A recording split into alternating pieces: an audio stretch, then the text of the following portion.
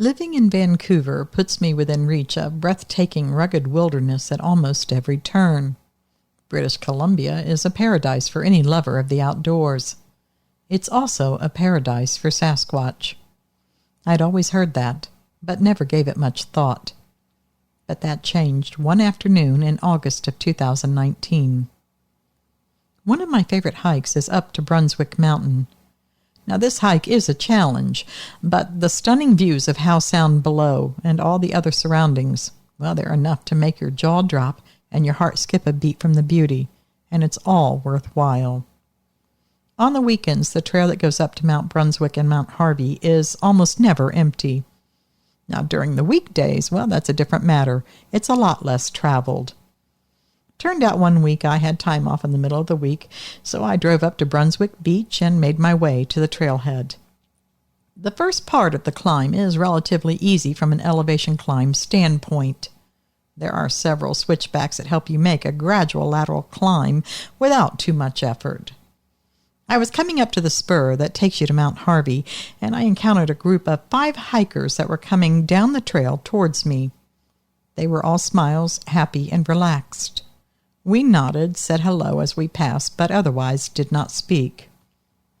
Past the spur over to Mount Harvey, there are 2 mountain streams flowing down to Howe Sound below.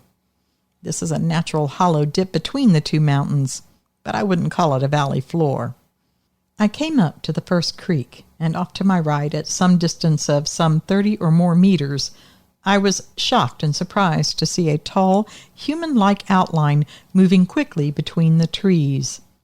Its long arms swung back and forth as it took wide strides, covering great ground in a short time.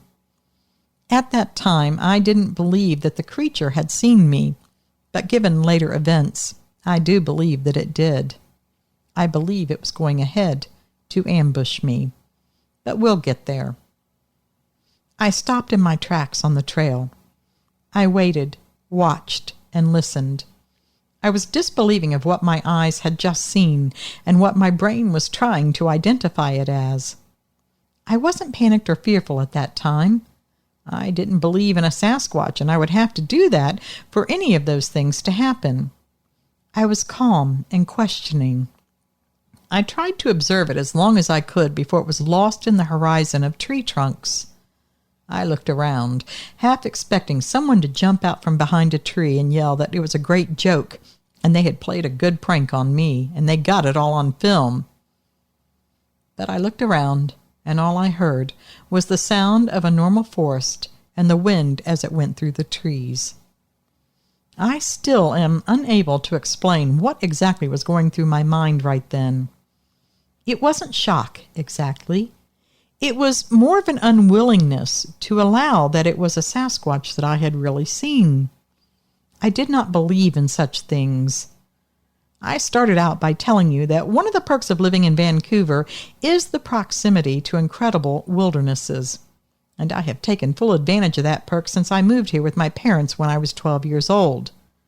Now, whether it was with my father, my uncles, or a church group or some other entities, or just a group of friends as I got older, I can honestly tell you that I can account for hundreds of days and nights spent in some very far-flung remote areas of British Columbia and quite a few more down in the northern parts of the 48.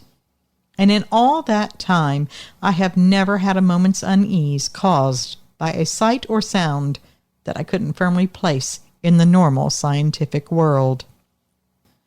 But what I had just seen didn't exactly fit in the normal scientific world. I was still calm, but I felt my heart beating faster, and I now had a bit of sweat on my upper lip that had nothing to do with the climb that I'd been making. I stood there for a few minutes, letting that natural world around me continue on, while I struggled to work through what I had just seen.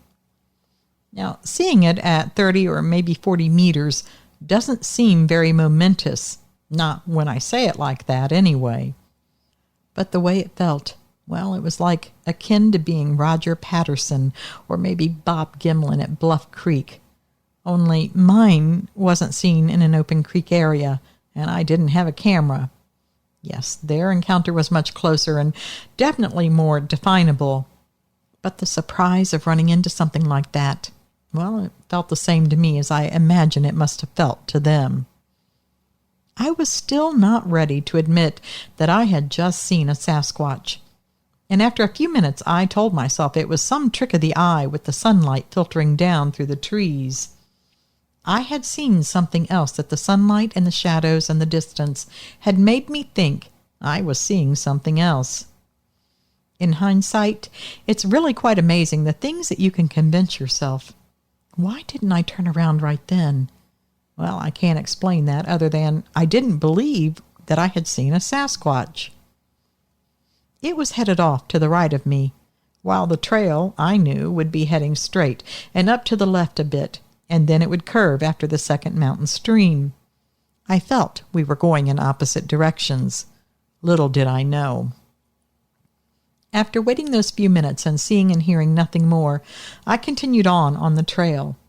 I breathed in deeply, walking a steady pace to slow my pulse, all the while coming up with all sorts of things that I could have maybe seen, not what I thought it was. And some of those things were pretty ridiculous, but none so ridiculous to me as a Sasquatch. I got to the second stream, and I decided it was time for a rest. The most difficult part of the trail I knew was right ahead of me. The closer you get to the summit, the more it becomes slippery shale and tumbling rocks, and between where I was and that point, well, it was some stiff elevation climb. There were times it felt more like mountain climbing than mountain hiking. So I took this break time to get the trekking poles off my back, unfold them, and extend them. I knew I would need them the further up I went. Why it was that I deliberately chose to stop there and to stay for a bit, well, that's still something of a mystery to me. Knowing myself, though, I think my subconscious was forcing me to stay in that area, to confront or disprove what I thought I had seen. Maybe it was a way to prove to myself that it had been nothing at all. I guess I'll never really know, because it turned out it was something after all, and I was about to get a look at it. I was sitting, leaned up against a tree, just a few meters from the stream. I was ready to get up and start the trail again, and I leaned slightly over to my right to pick up my water bottle that I had just set down next to me a moment before, only to discover that it had fallen and rolled a little bit a ways from me. I had leaned over and was reaching out to get it, when bang! I felt small bark chips and a good-sized rock rain down on my shoulder and my left arm. Instinctively, I sat up, wondering what had just happened. I thought maybe something had fallen down from the tree, so I look up. Then I start to stand up, and I sidestepped the tree and stood away from it so I could look up at it, when another large rock pounded against the tree at head height, exploding more small bits of bark. In a split second, I saw the mark that had just been made, and the one that was lower from it, right where my head had been. Someone was targeting my head with very large rocks. I was not connecting this with what I had recently seen. It would seem improbable, especially when I wasn't a believer in Sasquatch. To my way of thinking, there was some crazy person out here targeting hikers. That made more sense to me than a Sasquatch trying to brain me with a rock. I got behind the tree that I had just been sitting against. My heart was pounding now. Who would want to hurt me, and why? I had nothing of value with me. There were a stream of questions and answers and thoughts that ran through my mind. My pack, my trekking poles, those were all on the ground on the other side of the tree. I crouched low and took a peek around the tree, then reached out for my pack, only to have another rock nick the side of the tree where my head had just been before I pulled my pack and my head back around to the back side of the tree. If I had had any doubts before, they were now gone. I was being targeted. Specifically, my head was being targeted, and the thrower had a powerful and fairly accurate aim.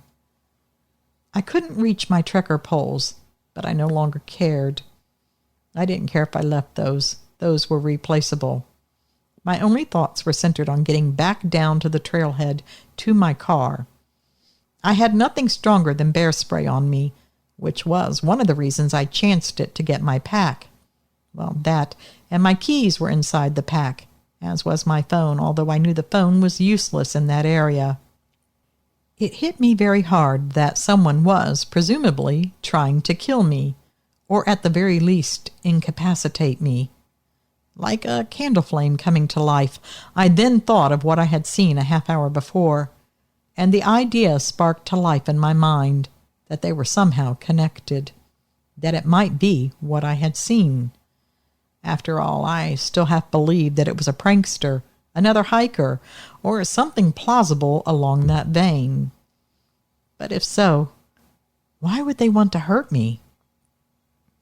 Slow and powerful were the sounds I now heard of something large fording the stream. I heard the rocks clatter and shift as it came to the bank. I swallowed my fear, got to my feet, and flipped up the safety guard over the thumb depression of my bear spray. Whatever it was coming straight for me, and I could only assume it meant to finish the job. The light breeze came from my back, so I was in the perfect position if I needed to use the bear spray. I stayed behind the tree as much as I could. Then I leaned out and pointed the bear spray. This is the moment where panic and shock could have been the end of me if I had faltered. You hear and read about how big or powerful a Sasquatch is, but nothing prepares you for the reality. It was within 15 or 20 meters of me, and it was closing the distance fast. This was a mammoth-sized Sasquatch. I presume it was a male, but I have no proof. Full black hair, deep-set eyes, and a towering, powerful height. I had little time to take in more than those details, and I let loose with the bear spray. My bear spray had a 30-foot range, I knew, but with the breeze, it carried it forward, and with the strong stride of the Sasquatch, they met in the middle as it walked toward me. There was a sudden gagging, shrieking sound. I saw the Sasquatch blindly wave its arms around like it was looking for an opponent to attack. That opponent, of course, would have been me, but I wasn't staying there any longer than necessary. I hit the trail at a dead run. I didn't know if I could outrun a Sasquatch, but I know I wanted to get as much distance between us as I could. My mind kept blanking out as I ran. All I could think of was 1 foot to the next, to the next, to the next. I kept thinking, this is not real. This isn't happening. This isn't possible. I kept thinking this is going to be on the news later tonight because somebody pulled a prank, and they then ended up in a hospital from burns to their eyes from a direct hit from bear spray. But there was also a running theme whispering under all of those thoughts that I had just come up against a Sasquatch, one that had tried to kill me with rocks thrown at my head. But I couldn't think of that at that time. It was just too much to process. It was only later that I began to give this some real thought, and I will share those thoughts with you. But for now, I want to finish telling you what happened. I crossed that first creek, and I thought I had put enough distance between us, and I was getting tired for sure. I am used to elevation climbs and challenging hiking, but this is not the same as being a long-distance runner. I was slowing to a jog by then, but I made myself keep going. I was probably a half kilometer from the creek area, and I was coming up to the first switchback. Then and only then did I feel I could start to slow down. I was flooded with adrenaline still, but it was beginning to fade. I no longer heard the creature behind me, so I felt safe. But how wrong I was. I had stopped to get my phone out to check for a signal. I had a very weak signal, not enough to get a call out to complete. So I started walking, and I suddenly heard a thwacking sound behind me. I whirled around, and there was one of my trekking poles sticking up at an odd angle in the dirt wall side on the trail. It had thrown my trekking pole like a javelin. I looked back, frantically looking for the Sasquatch. It had to be close, but I couldn't see it. I put on a burst of speed, which could only have been possible because of another flood of adrenaline. The mortal human in me, though, was getting close to giving out, adrenaline or no adrenaline. The only thing that saved me was going down in elevation. If I had been going up still, well, I don't want to imagine that. I looked back several times, and on the fourth or fifth look back, it was there on the trail behind me. Once again, it was closing the distance alarmingly fast. I'd like to tell you that the face was all puffy and the eyes were a mess from the spray, that I had really dealt it a blow back there. But I couldn't tell anything like that. It just looked like a mass of oversized, human-shaped black fur barreling down the trail toward me. It wasn't running exactly. It was more like a speed walk. I misted the area with me again with bear spray, and then I turned and ran. I heard it shriek in pain immediately when it hit that misty cloud that was hanging over the trail. By then my legs were true rubber, and my lungs were on fire, and I really couldn't think clearly for the pounding of fear in my head. But I ran. I ran until I honestly could not run any more. By the time I made it down to the trailhead, I was a mess of quivering jelly. I had pushed my body to levels that I didn't know it could achieve. I don't think I've ever had such a sustained release of adrenaline in my life, and coming down from that kind of adrenaline rush, well, that's no fun. On the way down, I did pass a couple that was on their way up. I tried to tell them not to go up, but I guess I was a mess and shaking and hard to understand. They saw that I had a bear spray in my hand, and I think they assumed that it was a bear that I had encountered, and that's what I was trying to warn them against. They assured me they would be fine. They've dealt with bears before, and they both showed me their spray. They said they'll take a break right there and give it some time to move on. Nothing I said could convince them to not go further. Truthfully, I was too terrified to stay there any longer with them and continued to try to convince them. I even said the word Sasquatch. I did. I told them it was a Sasquatch and not a bear. The looks on their faces and their patronizing words and tones told me I wasn't going to waste any more time with them. When I got down to the trailhead, I did try to report what happened, and you can guess how that went. Again, I finally said the word Sasquatch, and again, it did not go well. I broke off making the report, and I told them I guess I was mistaken. They asked superstitiously about the substances that I might be carrying or have used. I let them go through my pack to show them there was nothing there, and there wasn't. Well, I was still shaking by the time I arrived home. But once in the safety of my home, with the late afternoon sunlight coming in through the windows and the sound of traffic and people just outside, well, what had happened to me earlier that day seemed more like a movie that I had seen rather than something I had experienced. I mentioned that I have a lot of thoughts on what happened that day and that I would share them with you. So here it goes. Some of the things that have struck me while learning about Sasquatch and the history of events surrounding it has led me to tangential side subjects that most people will eventually come upon if you do enough searches on the subject of Sasquatch, namely missing people. My personal theory is that Sasquatches will often use a rock to kill or at least stun their prey, whether that prey is human or some other animal. I am no expert on primitive peoples or their skill levels and what they knew at different times during evolution, but I must believe the discovery of a headshot with a heavy rock was a very useful hunting technique and that it came to those people rather early in evolution. I believe this is what has happened to so many missing people, including hunters. They never see that rock coming. Even if it doesn't kill them outright, a rock to the head will stun them or knock them unconscious, and that makes it easy to drag them away or carry them away. There's no blood at the scene, usually, where they've been taken. There are no sounds. There's no yelling. They are just taken, and no one is the wiser. The rocks thrown that day were being thrown by a very powerful arm, powerful enough to make the bark of a tree explode when hit.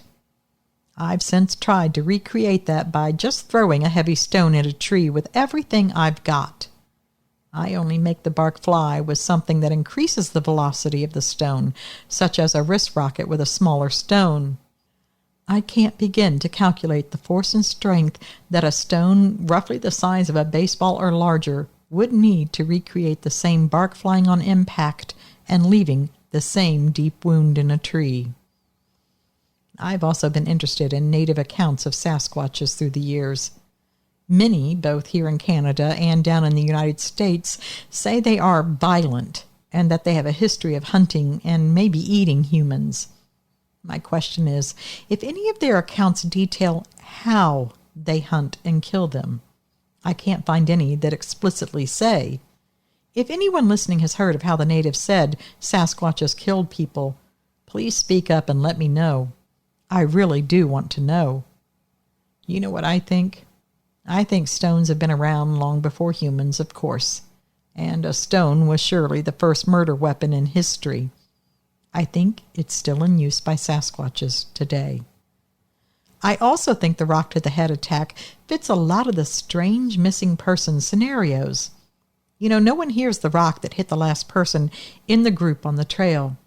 That hunter glassing down an area, he never sees or hears that rock smashing him from the side or from behind. One powerful rock throw, that could explain a lot of bloodless disappearances where all of their things were left behind. It does make me wonder. I have not gone back up that trail since. I probably never will. I also never hike alone now, although I do hike still quite a bit. And I always have a satellite phone with me now. I survived that day. I feel like someone who walked away from a huge auto accident that killed everyone else and should have killed me. But there I am, walking free. It's a strange feeling. I wanted to share this for others to be aware and to hear what others might know and what they think on this. I am genuinely interested. Do you think that Sasquatches kill people with headshots with rocks? I do. Thank you. Signed, J.W. All right, Sasquatch. Well, if you've got any thoughts on this, please let us know down below. This is something I'd never once considered, but it's an interesting hypothesis, theory. I don't know what to call it. But if you know of anything about the native accounts, I also would love to hear about it, read about it. So if you've got something, link it below. Give us something to research. We would love it. Otherwise, folks, as always, I'm going to call it for tonight a good night. Thank you for staying with me to the end. We'll be getting together again in a few days. Until we do get together, as always,